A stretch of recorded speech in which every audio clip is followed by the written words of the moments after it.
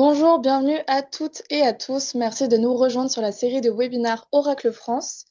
On se retrouve sur cette série intitulée Déployez vos bases de données Oracle sur le cloud de votre choix. Je suis Flavie Chalon, chef de projet marketing chez Oracle, et je suis ravie de vous accompagner lors de cette session. Avant de rentrer dans le vif du sujet, je souhaite vous rappeler que vous avez à disposition des formations sur Oracle University qui vous permettent de monter en compétences sur Oracle Database. Vous pouvez accéder aux formations en scannant le QR code ou en cliquant sur le lien qui vous est partagé dans l'onglet Chat de Zoom. Autre proposition pour vous ce matin, de nous rejoindre sur LinkedIn lors de notre groupe Objectif Cloud Oracle, une communauté qui compte maintenant plus de 1000 membres. Ce groupe vous permet de recevoir l'actualité de nos technologies, de suivre le programme de nos prochains événements et d'accéder au replay de cette série notamment. Vous pouvez donc scanner les QR codes à l'écran ou cliquer directement sur les liens partagés. Cette semaine, vous avez pu donc découvrir comment bénéficier de la puissance et de la flexibilité des offres et des services Oracle AI Database d'OCI dans les clouds hyperscalers à travers nos 3 webinaires. Le premier qui a donc eu lieu mardi sur les déploiements de la base de données Oracle sur Azure avec Oracle Database at Azure. Hier, un webinaire sur Oracle Database at GCP et aujourd'hui une 3e session dédiée sur Oracle DB at WS. Pour vous rappeler, donc, le titre de cette session, c'est Déployer et gérer Oracle Database AWS, bonnes pratiques et opportunités. La slide du Safe Harbor qui atteste que le contenu montré aujourd'hui n'est pas valeur de contrat. Et donc les intervenants avec moi aujourd'hui, Julien Silverstone, Senior Principal Solution Architect chez Oracle, Yann Alandi, Senior Database Solution Architect chez AWS. Yann, encore un grand merci pour ta participation. Flora Bariel, DB AWS Black Belt chez Oracle, et Romain Moreno, Multicloud Senior Sales Solution Specialist chez Oracle. Romain, je te laisse la place. Merci Flavie et bonjour à tous. Et avant de démarrer la session, moi je voulais vous parler de ce que c'est le multicloud chez Oracle, parce qu'il peut y avoir autant de définitions du multicloud que d'acteurs sur le marché. Pour nous, en fait, le multicloud, c'est d'offrir le pass database partout. Donc, c'est de pouvoir déployer de la base Oracle chez vous dans vos data centers avec l'offre de customer sur OCI et aussi et surtout chez tous les hyperscalers dont AWS. Et c'est le même service, les mêmes capacités, la même expérience, le même modèle de coût, quel que soit l'emplacement. Donc, vous maîtrisez l'emplacement et la gouvernance et on garantit la cohérence et la qualité du service. Ensuite, si on fait un focus un peu plus particulier sur les offres multi-cloud qui sont co-hostées dans les hyperscalers, la singularité et la particularité de notre offre, c'est que c'est notre matériel Oracle, c'est notre hardware qui est co-hosté et intégré dans l'écosystème de l'hyperscaler. Donc dans son réseau, dans son identité, dans ses outils d'observabilité et dans la marketplace. Donc on réunit le meilleur des deux mondes, la performance et la résilience Oracle pour les workloads critiques, avec l'intégration native au service AWS pour accéder à des usages applicatifs et data. Aujourd'hui, on a un recul d'à peu près 2 ans sur ce type d'offre. Donc, c'est un axe stratégique pour Oracle. On a une adoption qui est extrêmement forte. On compte aujourd'hui à peu près 150 clients actifs. Et les clients qui nous font confiance, en général, ils font ce choix pour différentes raisons. Qui peuvent être combinées d'ailleurs. L'une des premières raisons, c'est des clients qui vont avoir des workloads qui sont extrêmement exigeants, on va dire, qui sont exigeants sur de la performance ou exigeants en termes de disponibilité. C'est l'une des premières raisons. La deuxième, ça va être des clients en fait qui vont aller chercher à moderniser leur couche infrastructure à travers des services PaaS. Donc moderniser quelque part la stack applicative sans faire de big bang, sans faire de réécriture applicative.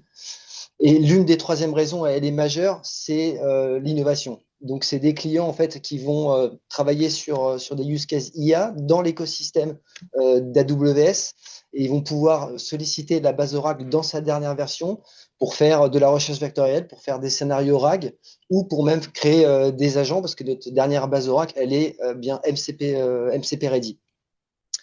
Donc, en gros, la conclusion, c'est que le multicloud chez Oracle, c'est une approche pragmatique pour combiner le meilleur d'AWS et le meilleur d'Oracle pour accélérer les cas d'usage critiques, notamment IA, comme je viens d'expliquer, sans compromettre la sécurité, la conformité et l'exploitation. Donc maintenant, je vais laisser la main à Julien et je vous retrouve après pour les questions et réponses. Merci beaucoup et bonne session. Bonjour à tous, je vais partager mes slides.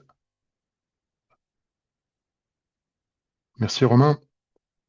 Je m'appelle Julien Silverstone, je fais partie de l'équipe de Product Management en charge des services multi-cloud d'Oracle et je vais vous présenter Oracle Database at AWS.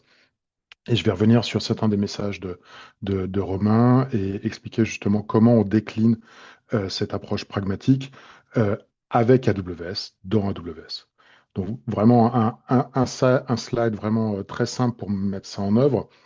Romain en a parlé, c'est vraiment ce qu'on fait quand on parle du meilleur des deux mondes, c'est-à-dire de bénéficier des services de data management d'Oracle et des services de AWS, donc tous les services IaaS, PaaS, SaaS d'AWS, donc aussi bien EC2 pour mon compute, EKS pour mes Kubernetes, que même mon storage avec S3.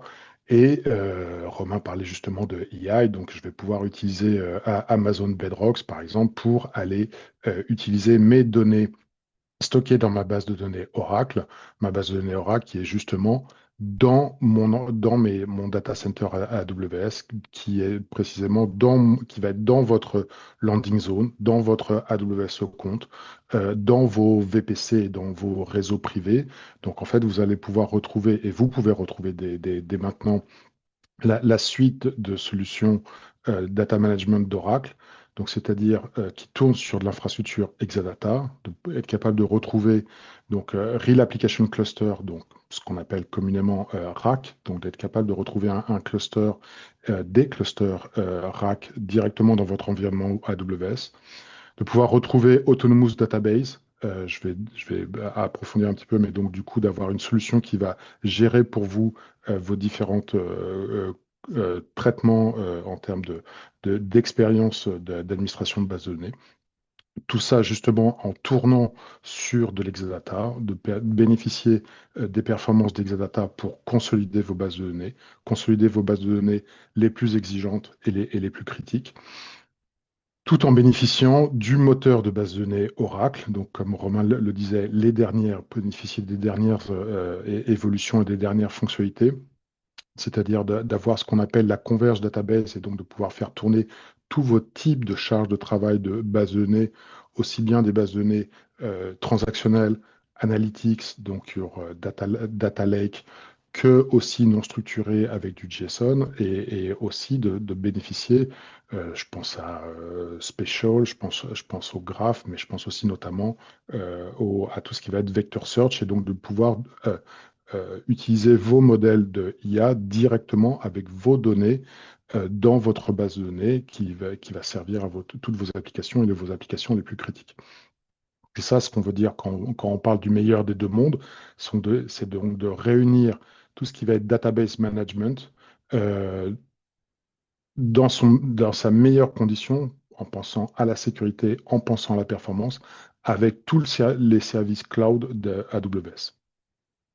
Donc la façon de faire, c'est justement d'installer le hardware Exadata et la dernière génération de hardware Exadata, donc X11. Donc, et en utilisant ce hardware, de- d'avoir en fait toutes les fonctionnalités de Exadata, je pense, et la liste serait longue, mais en fait, ça va être toutes les optimisations en termes de gestion de mémoire, en tant que gestion de cache, d'utilisation de fonctionnalités de base de données. Donc, ça peut être le partitioning, ça peut être le multi-tenant, ça peut être la compression et bien sûr les dernières fonctionnalités avec 26 AI. Donc d'avoir en fait toutes ces capacités pour faire tourner vos bases de données Oracle sur le hardware Exadata au plus près de votre compute, au plus près de vos applicatifs, puisque en fait, justement, comme je le disais, mais euh, on installe le hardware Exadata dans les data centers AWS, dans les availability zones d'AWS. Donc ça permet d'avoir vraiment au plus près possible le compute des applicatifs avec le compute des databases. Donc il y a plus de transport, de network à gérer, peut-être entre AWS et votre data center privé on-premises ou depuis un autre cloud. Là, tout est réuni au sein même du data center. En fait, simplement, imaginez que vous pouvez rentrer dans un data center AWS et que vous promenez dans ce data center et que vous allez voir donc du coup du compute AWS, et à un moment, vous allez voir des caches et des racks Exadata. Donc, c'est vraiment ça, l'un à côté de l'autre, proche de l'autre, pour justement avoir la plus faible latence entre l'applicatif et la base de données. Et ça, bah, c'est justement pour faire bénéficier toutes vos applications critiques, toutes les applications qui peuvent être les plus sensibles à la latence, les applications aussi Oracle que vous utilisez déjà. Donc, je pense par exemple, là, vous le voyez sur le slide, tout ce qui va être eBusiness Suite, JD Edwards, PeopleSoft, Hyperion, etc. Donc, ça vous permet de faire tourner ces applications dans un environnement AWS, dans un environnement AWS que vous connaissez déjà et que vous gérez déjà par ailleurs, et de retrouver justement les fonctionnalités Oracle, les fonctionnalités Oracle Database que là aussi vous connaissez. Donc, dans un même environnement, c'est ça aussi l'intégration. C'est pas simplement de installer le hardware. L'intégration, elle est aussi dans l'expérience utilisateur, c'est-à-dire que l'intégration, elle est dans la console AWS, elle est au travers des API AWS. Donc ça veut dire tout ce qui va être management peut aussi bien être fait au travers de la console, le déploiement au travers de la console, au travers des API. J'aurai un slide après pour parler justement de l'automatisation. L'intégration, c'est aussi intégration en termes de support, avec un collaboratif support. Donc, c'est un service Oracle au sein d'AWS. Donc, Oracle porte le support et travaille avec AWS si on a besoin de travailler d'un commun accord pour résoudre des cas de support. Euh, c'est aussi l'intégration en termes de monitoring, en termes de billing. Romain en a parlé, c'est-à-dire que c'est une solution qui est disponible à partir de la marketplace au travers d'une private offer. Ça veut dire que vous avez une seule facture, vous payez l'utilisation de vos bases de données Oracle sur votre facture AWS, et donc vous bénéficiez par exemple de votre PPA et donc de vos commitments à AWS, tout en bénéficiant aussi de vos conditions en termes de licence. Donc, au moment de déployer les ressources, vous pouvez déployer des ressources soit en utilisant les licences que vous avez déjà par ailleurs, donc ça sera un mode Bring Your Own License, mais vous pouvez aussi utiliser un mode de licence License Included, et donc la licence est inclue dans l'utilisation du service. Ce qui vous permet aussi de gérer finement vos licences et de vos consommations. Enfin, l'intégration, elle est aussi avec les services AWS. J'en ai parlé juste avant, mais on va en reparler avec Yann. Donc, c'est l'intégration avec l'écosystème AWS, et l'écosystème est immense. C'est pour ça que je parle de landing zone, je parle de AWS Accounts, mais ça va être aussi avec les services mentionnés. Ça peut être Zero ETL pour l'intégration et les data, ça peut être S3 pour les backups, ça peut être AWS KMS pour la gestion des clés. Donc, c'est l'étendue des intégrations aujourd'hui. C'est pas juste une intégration hardware où on place le service, mais c'est vraiment une intégration, je dirais, multidimension, aussi bien en termes d'engineering qu'en termes de support. Et vous le voyez même, on est Oracle et AWS pour cette présentation aujourd'hui. Donc, c'est l'étendue du service AWS. Un petit peu de background. Donc, c'est un service qui a été lancé, en fait, qui est devenu disponible en juillet de l'année dernière. Auparavant, il avait été annoncé en décembre 2024. Il était ce qu'on appelait en limited preview. Maintenant, depuis juillet, il est general available, donc il est disponible. Comme je disais, depuis la marketplace, vous pouvez aller dans la marketplace, vous allez chercher le service Oracle Database AWS, et vous pouvez demander et solliciter une private offer pour activer ce service. Depuis juillet, justement, on a continué à intégrer des nouvelles fonctionnalités et aussi des nouvelles régions. Donc, il y a des nouvelles régions qui ont été déployées, régions aux États-Unis, régions au Japon, et régions en Europe avec Francfort. Et là, maintenant, on accélère en rajoutant de nouvelles régions. Donc aujourd'hui, la roadmap en termes de région justement, est la suivante. C'est-à-dire qu'aujourd'hui, il y a déjà 7 régions qui sont disponibles, 15 qui viennent, pour un total de 22 régions d'ici les 12 prochains mois. Vous voyez, évidemment, je pense que la question va venir. Paris est sur la liste. Paris va venir très prochainement. Comme je disais, c'est un service physique. Donc, vous savez, ça prend du temps parfois d'installer les services. Mais là, véritablement, euh, pendant qu'on parle, il y a vraiment des équipes qui sont en train de le faire, qui sont en train de faire cette intégration, qui sont en train de livrer et de câbler Oracle Database AWS dans la région Paris. Donc, la région Paris va venir très prochainement. Et puis en plus, vous avez la liste des autres régions qui sont attendues. Dublin est une région clé qui va arriver incessamment sous peu aussi, avec Paris, Londres. Si jamais, donc aujourd'hui, c'est la liste des régions, des 22 régions qui sont planifiées. S'il vous plaît, si vous avez besoin pour votre business des régions qui ne sont pas dans cette liste, s'il vous plaît, contactez-nous, contactez vos représentants Oracle, partagez cette information de quels sont les workloads dont vous avez besoin, des régions dont vous avez besoin. Donc aujourd'hui, on est disponible déjà, le service est disponible déjà dans 7 régions, 15 viennent, et les régions européennes, j'allais dire, et françaises arrivent très rapidement. Dans le service, aujourd'hui, ce que vous pouvez déployer depuis votre console AWS, les services de management de base de données il y a deux qui vont utiliser ce hardware Exadata. Il y a deux services, Autonomous Database Dedicated et Exadatabase Service Dedicated. Fondamentalement, la différence, ça va être sur le- le management model entre les deux services. Les deux services tournent sur l'Exadata, les deux services vont tourner, vous le voyez, les mêmes bases de données de version, aussi bien 19C ou 26 AI. La grande différence, et j'ai encore un autre slide après pour le regarder un peu plus en détail, ça va être le modèle de management. Avec Autonomous, c'est justement Autonomous. C'est donc, en fait, ça va éliminer tout ce qui va être tâches administratives en termes de database management, ce qui va être en termes de patching, de sécurité, de auto-scaling. Donc, la base de données se gère toute seule, ce qui vous permet vraiment de vous diriger sur sur votre charge de travail, sur votre base de données, sur vos modèles de base de données, tout en sachant que vous pouvez faire exécuter plusieurs bases de données, plusieurs schémas dans les bases de données. Donc, je peux avoir plusieurs Autonomous Database, je peux avoir une 19C, je peux avoir une 26 en même temps en parallèle, je peux les avoir dans des accounts AWS différents, dans des VPC différents.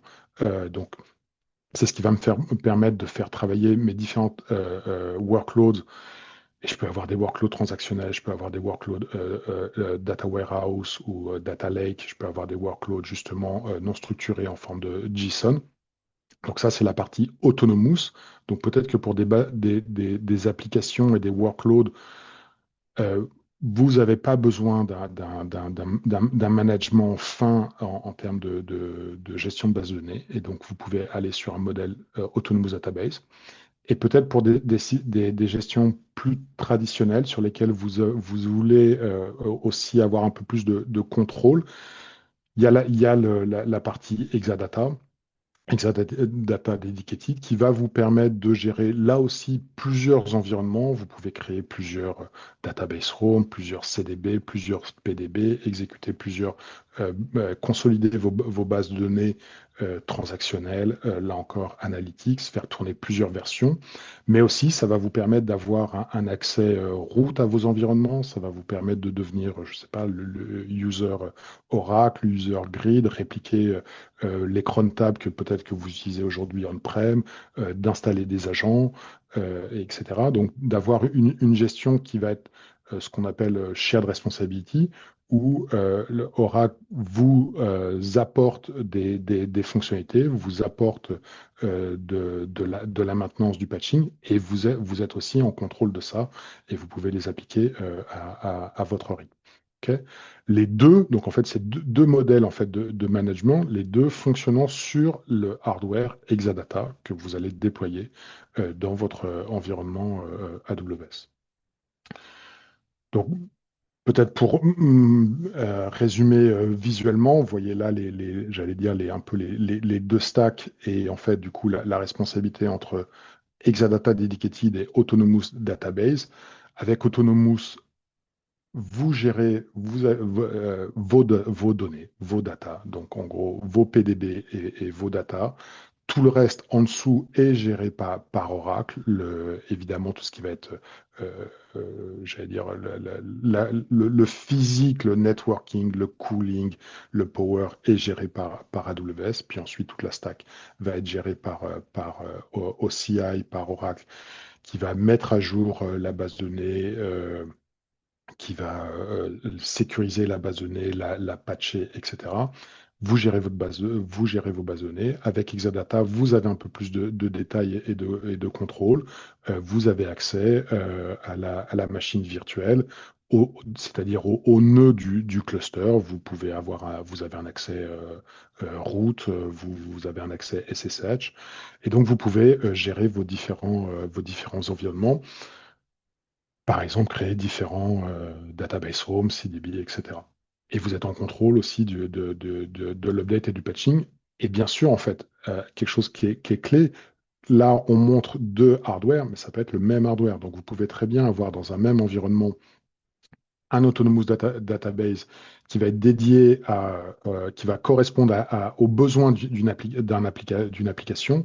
Et puis, sur le même hardware, vous pouvez exécuter votre VM cluster et votre Exadata, qui va du coup être dédié à une autre application ou un autre environnement sur lequel vous avez besoin de plus de contrôle.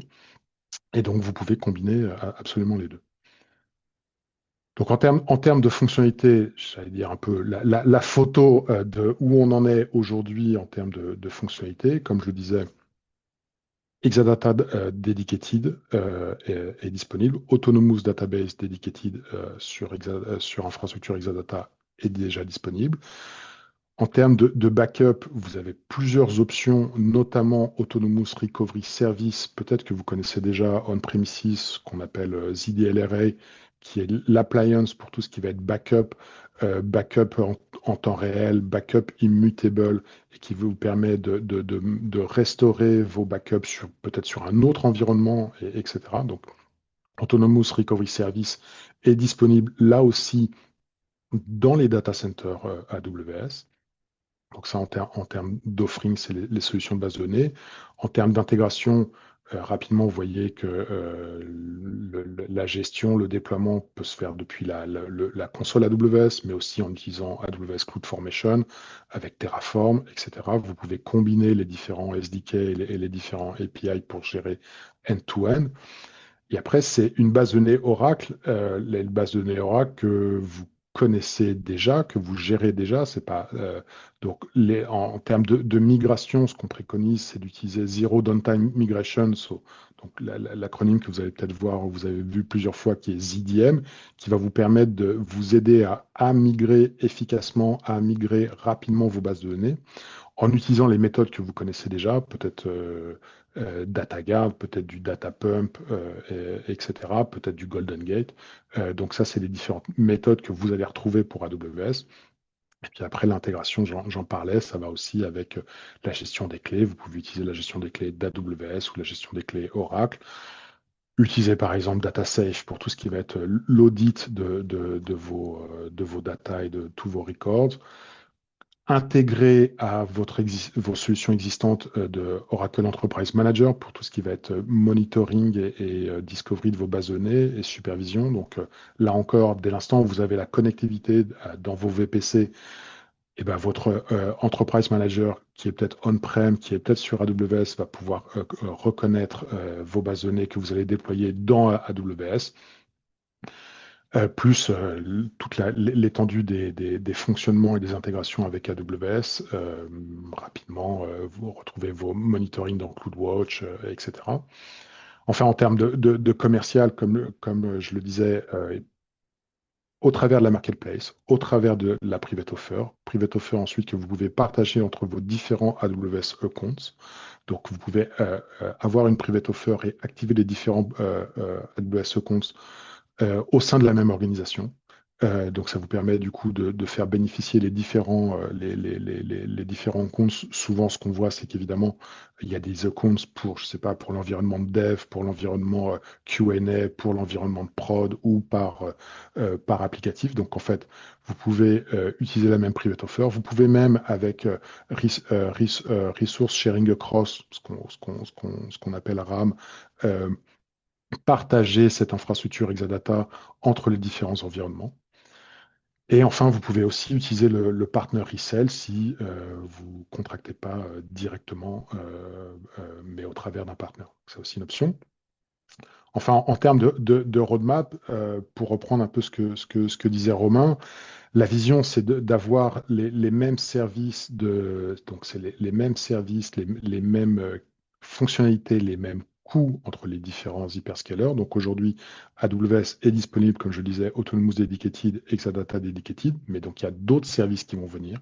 Je pense à Autonomous Database Serverless, je pense à Exascale, infrastructure, Golden Gate. Donc tout ça, c'est des services qui sont planifiés auxquels on pense pour étendre. Là aussi, je suis en demande de votre feedback en termes de services et de fonctionnalités dont vous avez besoin.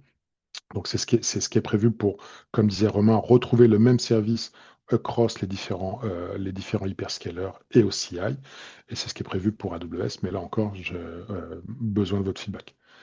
Très rapidement, je crois que je m'étends.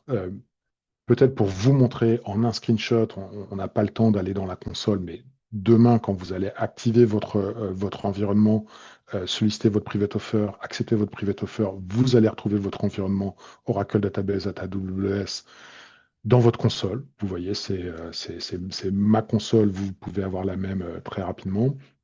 Vous choisissez les régions et puis vous allez créer votre Exadata infrastructure, votre VM cluster, votre DB network. Je laisse Yann qui va en parler un peu plus en détail. Et donc, vous allez retrouver toute cette architecture, toutes ces solutions, donc à haut niveau, dans la AWS Region, dans votre Availability Zone, dans plusieurs Availability Zones, puisqu'on déploie au minimum dans 2 Availability Zones.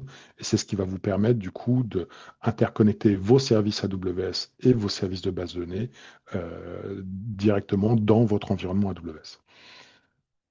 Et c'est ce qui me permet de faire la transition à mon collègue et ami Yann, qui va justement vous présenter plus en détail l'intégration. Merci Yann, merci à vous.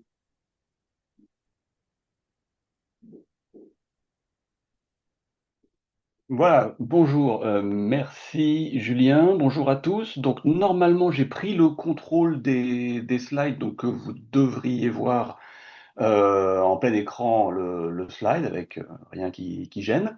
Donc je continue et durant les 10 prochaines minutes, je vais vous donner la perspective AWS sur l'offre conjointe Oracle Database at AWS que je vais appeler par la suite ODB at AWS ou tout simplement ODB de façon à réduire la longueur du nom. Donc, en préambule, je tiens à dire que chez Amazon Web Services, nous sommes vraiment heureux de proposer ce service, car il répond à une demande forte de nombreux clients qui, d'un côté, ont adopté les bases de données Oracle pour ce qu'elles offrent de performance, de disponibilité, de résilience, d'évolution continue en termes de fonctionnalité, et dans le même temps, ces mêmes clients, certainement vous donc, ont choisi AWS pour la modernisation de leur IT en raison de la présence mondiale, en raison des innovations, des nombreux services cloud natifs qui vous permettent d'innover, de croître avec les meilleures solutions au meilleur prix. Et il faut le dire, jusqu'à peu, concilier Oracle et AWS était simplement compliqué. Donc maintenant, tout ça c'est terminé, puisque ODB vous offre une expérience simplifiée et intégrée pour l'adhésion au service, le management, le support et les opérations de votre Exadata hébergé chez AWS. Merci. Donc, alors, ce que... Touk, touk, touk. Euh, ce que je disais, c'est que voilà, on avait que l'adhésion se faisait simplement depuis la place de marché AWS, hein, comme Julien vous l'a expliqué, ou en coordination avec Oracle, vous allez demander une offre privée qui, une fois acceptée, va vous permettre de déployer votre infrastructure Exadata. Pour ceux d'entre vous qui ont déjà des contrats en place, sachez que votre consommation ODB compte dans votre commitment comme une consommation de service AWS. Et enfin, un point que je vais développer dans quelques minutes, c'est que AWS et Oracle ont beaucoup travaillé sur l'intégration de nos outils respectifs afin que vous puissiez capitaliser sur votre expérience. Mais avant ça, regardons plus en détail les aspects d'architecture et d'intégration brièvement introduits par Julien. Donc, le point de départ au déploiement, c'est la sélection d'une région. Disons Francfort, par exemple, puisqu'il s'agit de la première disponible en Europe. Et comme ça a été dit, d'autres zones géographiques, dont Paris, vont suivre vraiment très prochainement. Le premier point essentiel, l'infrastructure Exadata est hébergée dans les centres de données AWS, dans une zone de disponibilité, donc on appelle ça un AZI en anglais, Availability Zone, au sein de cages isolées appelées sites enfants OCI, ou Child Site en anglais, ça sonne effectivement un petit peu mieux. Donc Oracle déploie et gère les équipements dans cet espace dédié. Le site enfant est connecté à la région parente OCI qui héberge le control plane pour l'automatisation, les opérations, ainsi que pour la sauvegarde si le stockage d'objets OCI est choisi comme destination des sauvegardes automatiques. Donc, ODB AWS est physiquement situé chez AWS, mais est logiquement un service OCI. Une fois l'infrastructure Exadata dédiée déployée, et nous parlons ici de la génération X11M, X11M, pour laquelle vous pouvez choisir de 2 à 32 nœuds de compute pour la database et de 3 à 64 nœuds de stockage en fonction de vos besoins. Vous allez créer des clusters de machines virtuelles et des Autonomous VM clusters en fonction du type de service que vous souhaitez. Notons qu'un même ODB peut héberger des clusters de bases de données services classiques et Autonomous Database, comme ça a été dit. Un cluster est associé à un ODB Network, qui est une nouvelle construction réseau AWS. Cet ODB Network est en fait un VPC dédié à Exadata, qui contient les ressources sous réseau du site enfant OCI dans AWS.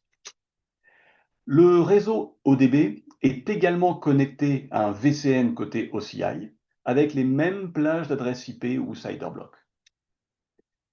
Le réseau ODB expose également les sous-réseaux clients et de sauvegarde d'Exadata à l'environnement AWS via un peering ODB. Il s'agit là d'une autre nouveauté qui consiste à connecter un VPC d'application au réseau ODB, permettant ainsi aux composants du VPC d'application d'accéder directement aux ressources ODB at AWS. Par exemple, une application exécutée sur une instance EC2 se connecte à la base de données Exadata via le sous-réseau client d'Exadata, lui-même exposé au VPC d'application grâce au peering ODB. Voici donc comment Exadata va s'intégrer directement chez AWS, vous offrant la latence la plus basse possible entre vos bases de données critiques et vos applications. En parlant de bases et d'applications critiques, certains d'entre vous noteront sans doute une limite. ODB, du fait de son architecture physique, est une offre single AZ, donc se trouve localisée dans une seule availability zone. Comment garantir la continuité de service si cette AZ venait à être indisponible? Eh bien, pour garantir la continuité de service, ODB at AWS répond aux exigences des blueprints Maximum Availability Architecture Gold. En termes de service, une région AWS est considérée comme production ou disponible pour ODB lorsqu'elle a 2 availability zones implémentées. C'est-à-dire que vous pourrez mettre en place de la réplication de données avec DataGuard entre deux AZ.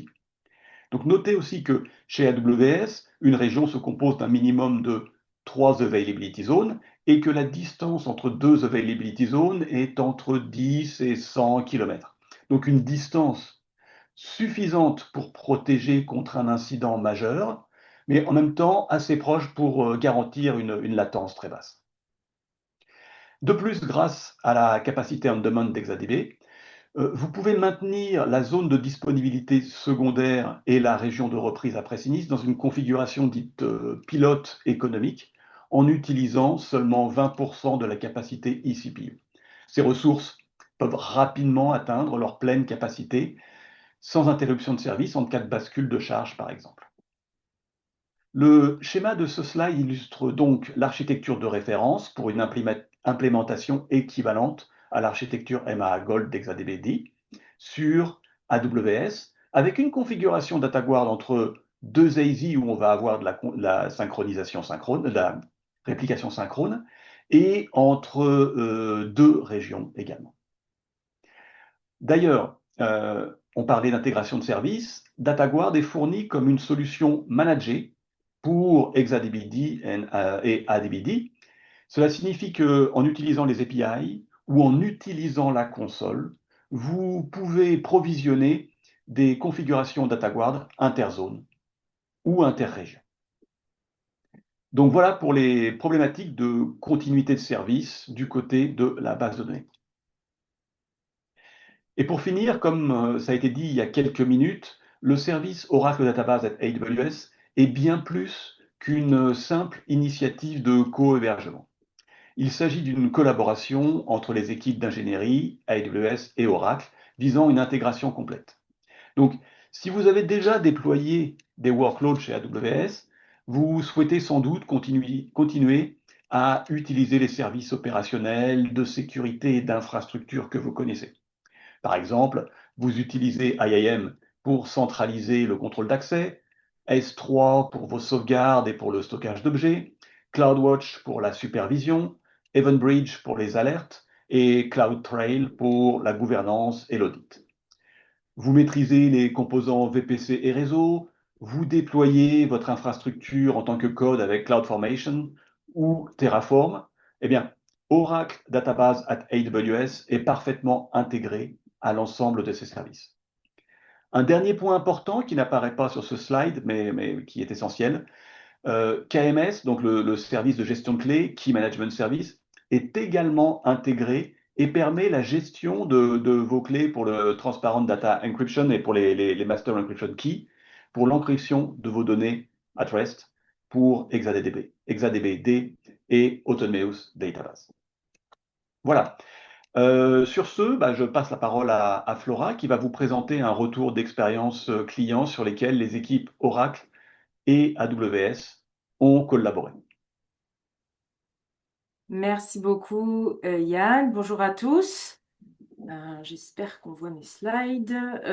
Du coup, merci beaucoup Flavie, Romain, Julien, Yann pour vos interventions. Donc, moi, je suis Flora Bariel. Je travaille chez Oracle dans une équipe d'experts techniques. On est spécialisé dans l'accompagnement des projets sur Database AWS. Et aujourd'hui, je vais vous présenter un cas client sur lequel j'ai récemment travaillé et qui va venir illustrer un petit peu les propos de Julien et de Yann jusqu'à maintenant. Alors, donc c'est un client qui est un grand groupe technologique européen. Et ce client a donc entrepris en 2025 la migration vers AWS de l'une de ses applications qui est hautement critique. Cette application, c'est environ 44 Tera de données qui sont dans des bases qui sont en 19C. Ces bases sont en architecture multitenant, réparties dans plus d'une centaine de PDB et qui étaient hébergées sur des serveurs Red Hat on-premise, donc directement dans les data centers de ce client. Pour ce client-là, donc la migration vers le cloud, elle était nécessaire pour répondre en premier aux exigences du marché et puis surtout pour répondre à une réglementation stricte à laquelle ce client est soumis donc liées au domaine d'activité de ce client.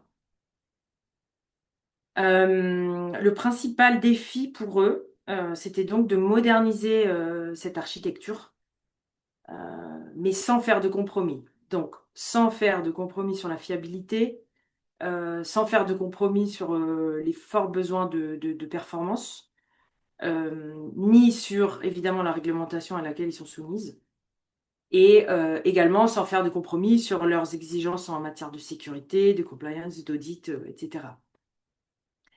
Un autre point à signaler qui est assez important pour ce client, c'est que la faible latence, ça représente un enjeu clé pour eux, pour garantir la performance de cette application critique, justement. Et donc, comme on en parlait Yann et Julien, ça a effectivement beaucoup de sens d'avoir la base de données et l'application qui sont toutes les deux hébergées dans AWS et a fortiori aussi dans la même availability zone pour répondre à ces forts besoins de latence.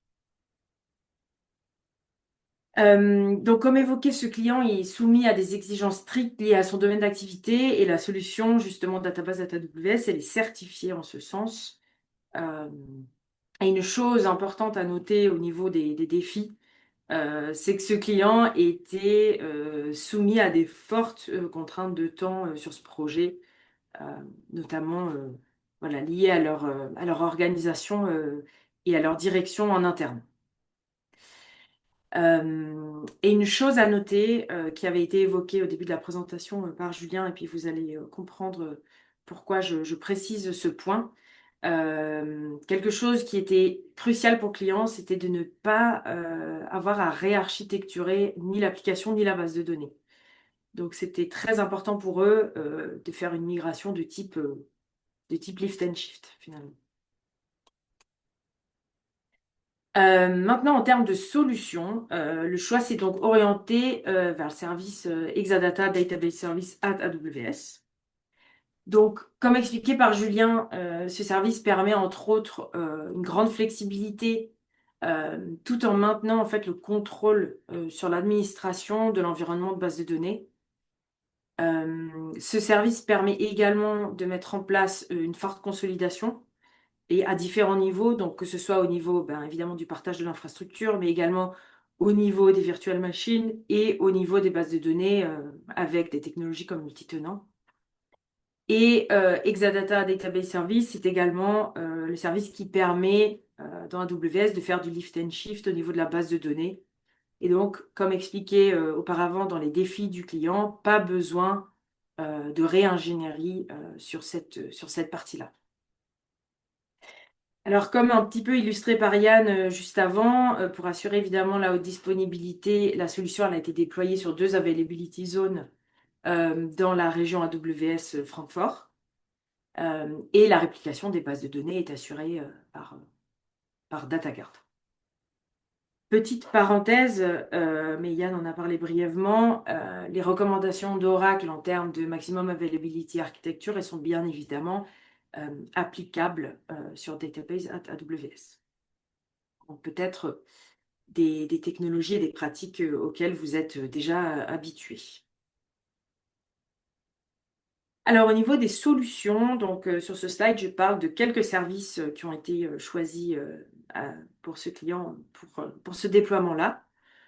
En premier, en termes de gestion des clés, donc pour l'encryption TDE dans la base de données, en termes de gestion des clés, ce client il s'est orienté vers le service OCI Vault, qui est un service qui est disponible dans OCI. Mais comme montré auparavant par mes collègues, voilà, le service Database at AWS est également connecté à OCI pour permettre de bénéficier de services OCI. De la même manière, pour la gestion des backups, c'est également un service proposé par Oracle qui s'appelle Autonomous Recovery Service, qui a été choisi. Une chose importante à noter, c'est que ce service, Autonomous Recovery Service, il est disponible dans OCI, mais également il est disponible dans AWS. Ce qui permet du coup au client de réaliser ses backups de manière intégrée dans AWS, tout en bénéficiant du coup de toutes les features avancées de ce service Oracle. Et enfin, au niveau du monitoring, le client a choisi, entre autres, d'utiliser le service Amazon CloudWatch. C'est un choix, disons, naturel pour ce client parce que il possède déjà une infrastructure significative sur AWS, donc ils font déjà tourner un grand nombre de leurs applications sur AWS. Ils utilisent CloudWatch et donc, comme expliqué par Yann, grâce à l'intégration de Database AWS avec des services comme CloudWatch, le client a pu réutiliser finalement sa solution de monitoring existante. Alors, un petit peu plus de détails sur les résultats et le déroulement du projet. Donc, ce client a réalisé un proof of concept entre octobre et novembre 2025, donc en fin d'année dernière.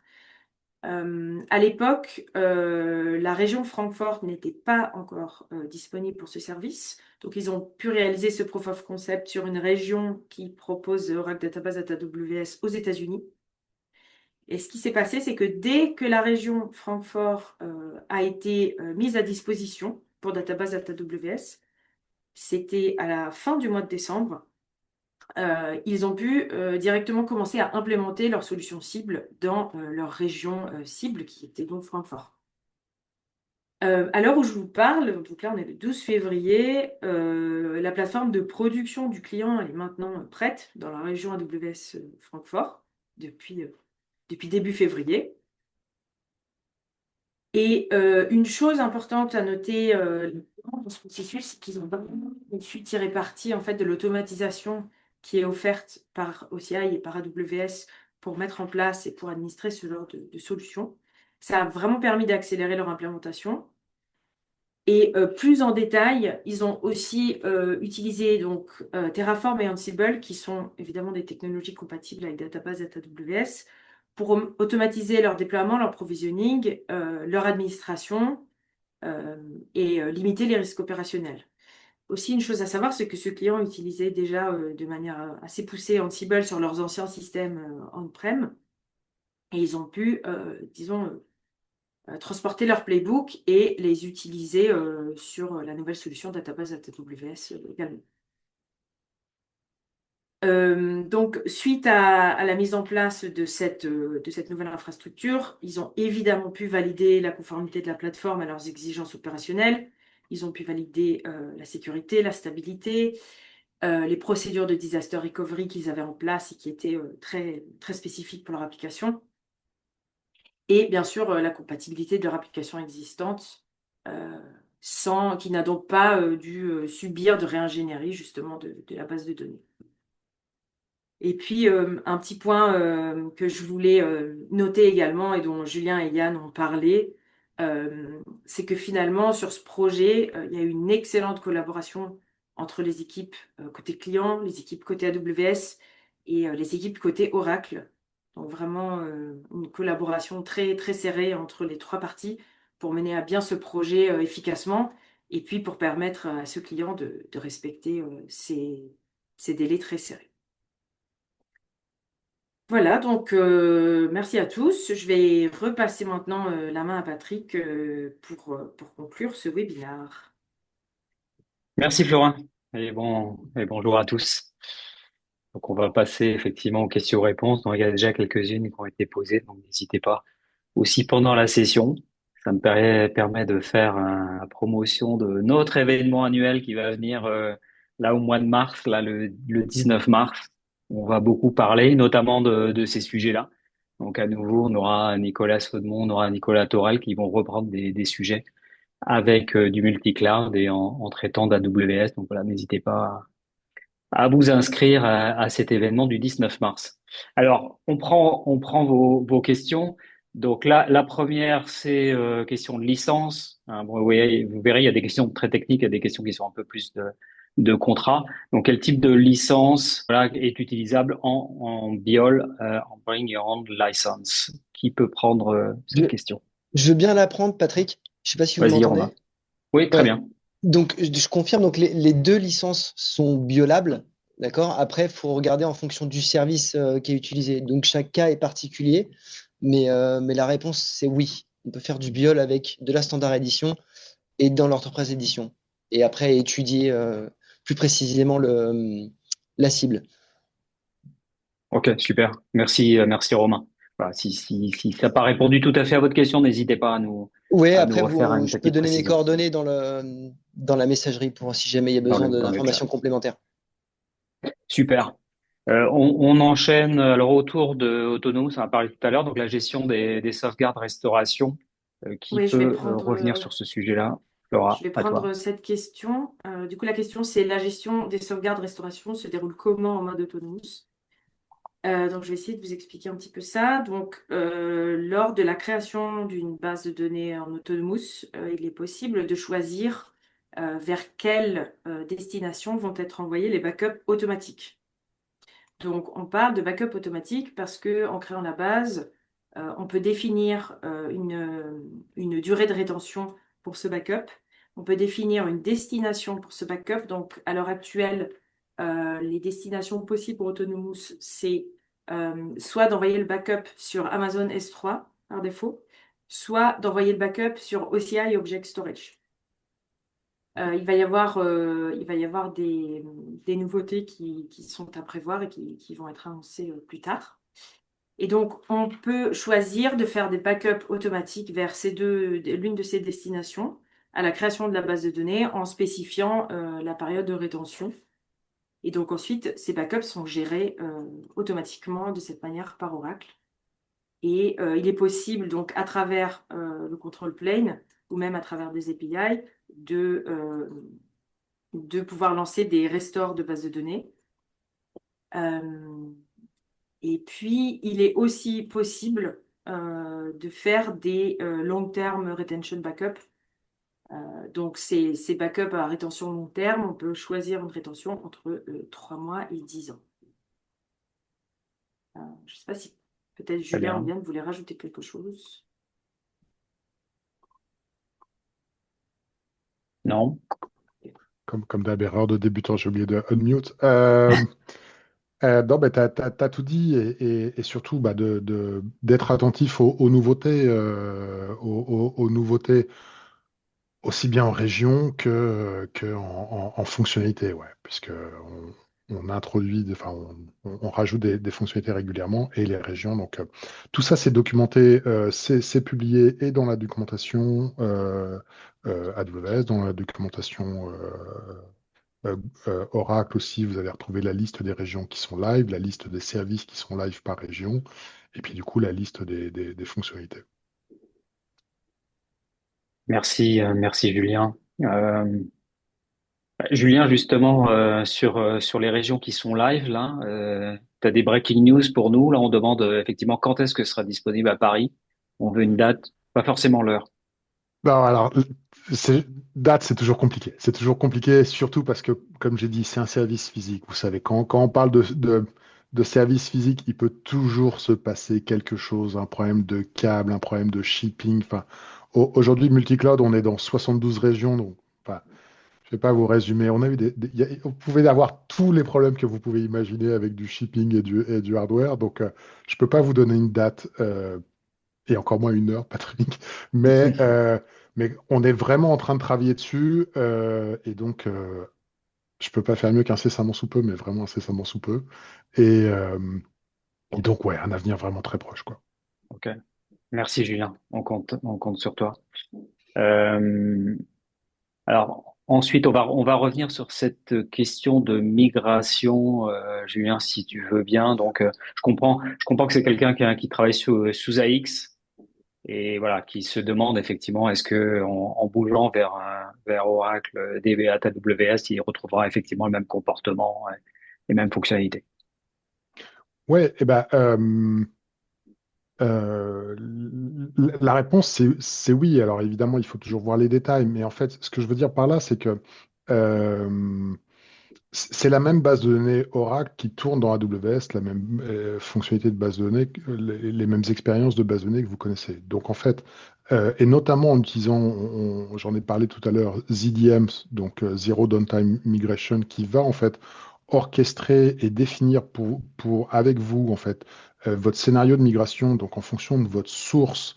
Et la source, ça peut être un AX, ça peut être un Solaris, ça peut être Little Indian en termes de processeur. Donc, en fait, avec ZDM, ça va permettre un peu d'évaluer le modèle de migration.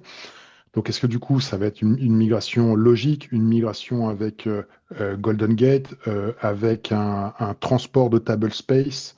Je pense aussi, on a un outil en fait qui est disponible, enfin, qui est détaillé en fait dans tout ce qui va être CMOS, en fait, tout ce qui va être Customer Managed Note pour le support, en fait, un outil appelé M5 XTTS, en fait, qui est un peu ce transport de table space. Donc, en fait, ce que je veux dire, c'est qu'avec tous ces bagages, je suis confiant qu'on peut migrer des bases de données qui tournent aujourd'hui dans un AX vers un Oracle Database AWS. Ça, il n'y a aucun souci. Tu peux revenir justement sur les versions de la base sur lesquelles on peut utiliser le service. Alors, par défaut, le service est disponible avec 19C et 26CI. Donc, la dernière fonctionnalité, AI, pardon, 26AI. Et après, on peut aussi, en fonction de certains accords, débloquer des versions plus anciennes. Donc, mais ça, il faut à discuter ensemble. Mais donc, 19C et 26 et AI sont les versions pour starter avec Oracle Database AWS. Et après, sur la migration, peut justement et va contempler quelle est la version source, quoi. Donc, idéalement, si votre version source est déjà 19C, très bien. Si la base de données n'est pas 19C, bah, ça sera contemplé dans la migration. Ça, il n'y a pas de souci. Ok, ok. Et une question sur RDS maintenant, des différences à avoir en tête avec RDS. Je crois que Euh, qui peut prendre ça. Ouais, je peux la prendre.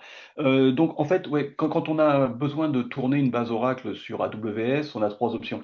La première option, c'est le mode self-manage, auto-manager, où en fait, on va utiliser simplement les infrastructures d'AWS pour gérer soi-même sa propre base de données. Donc, en fait, de répliquer ce qu'on fait sur site, mais directement dans le cloud. Et ça, c'est bien pour des clients qui souhaitent garder leur outillage, leur automation et toutes leurs procédures opérationnelles.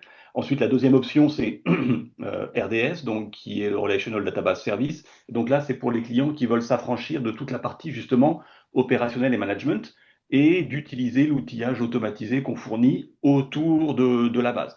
Donc le RDS pour Oracle, c'est un service qui est là depuis, je sais pas, peut-être une douzaine d'années et qui fonctionne très bien. Et la troisième option, donc, c'est ce qu'on a couvert aujourd'hui, l'Oracle Database at AWS, où là, on est sur des environnements pour des clients qui ont des besoins de haute performance, hein, puisqu'Exadata est bien connu pour ça, qui ont des besoins de clusterisation en rack, hein, qui sont sur des approches de consolidation, puisque là, nous, on est sur de l'Exadata dédié. Donc, vous allez avoir un Exadata dédié à votre entreprise, à votre contrat. Donc, ça fait du sens d'avoir plusieurs environnements. Vous avez le souhait d'utiliser Autonomous Database, par exemple. Et aussi, vous êtes sur un mode de license included. Donc, si vous souhaitez vous affranchir des contraintes de licensing que vous avez on-prem et d'avoir juste un environnement avec licence incluse, bah, vous irez plutôt sur l'Oracle Database at AWS. Ok, très bien. Merci Yann. Justement, oui, sur ces notions de contrat, peut-être revenir avec toi, Romain, sur la contractualisation de ce service, comment ça se passe, et aussi si tu as une réponse sur combien ça coûte. Ouais, combien ça coûte, ça va être un peu compliqué parce que ça dépend du contexte client, du service qui est targeté. Donc, ça va être compliqué de donner des éléments sur la partie coût. Par contre, sur le mode de contractualisation, c'est assez simple. Ça fonctionne un peu comme d'autres produits qui sont disponibles en marketplace chez AWS. Il y a en premier lieu un accord contractuel qui se fait avec Oracle et le client. Une fois que cet accord contractuel il est signé, il y a ce qu'on appelle une private offer qui est émise dans la marketplace AWS. Cette private offer, c'est ni plus ni moins que le miroir du contrat qui a été signé avec Oracle. Une fois que le client est OK, le client doit accepter et activer la private offer et on peut démarrer le service. Il y a un autre moyen de le faire, c'est en public offer. Là, on sera sur un modèle pay as you go et c'est le client qui va de lui-même dans la marketplace AWS et qui démarre le service. Et là, ça va être à des conditions tarifaires du coup non négociées, mais un paiement strictement à l'usage. Donc, c'est deux modèles, en public offer et en private offer. Ok, super. Il est déjà midi. Il est déjà midi. On va rester de façon connectée. Et les dernières questions, on y répondra à l'écrit. Juste bien sûr de remercier énormément tous nos intervenants, à commencer par Yann. Merci pour ta venue chez nous. Avec Et, plaisir, merci beaucoup. et Flora, et Julien, et Romain. Voilà. Merci à tous. Merci à tous. Et à très bientôt. Au Merci à revoir. vous. Merci. Au revoir.